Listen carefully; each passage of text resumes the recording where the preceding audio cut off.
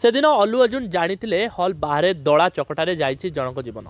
यापर भी कार बाहरी हाथ हल लोक उस्काई किछि एभली बड़ और चांचल्यकर बयान रखिंट तेलंगाना मुख्यमंत्री रेवंत रेड्डी तापुणी विधानसभा भितर। संध्या थिएटर को आसवाक गत 2 तारिख दिन अनुमति मगा जाइतिला, हेले संध्या थिएटर रे गोटे गेट थिबारु बारण करिथिला पुलिस। तथापि 4 तारिख राति रे अल्लू सेठी पहुंचीथिले। खाली सेतिक नुहे, कार सनरूफ रु बाहरी लोकंकु अभिवादन जणाइथिले, जा भिड़ को अधिक प्रभावित करथिला। हॉल भितरे पूरा फिल्म देखिबाकू बसिथिले, जेते नेउरा हेले भी बाहरी नथिले।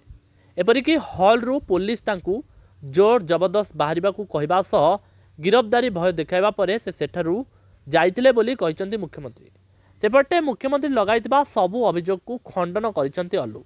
जहाँ जहाँ अभियोग लागिछि ताहा 100% मिछ बोली से कहिसंती।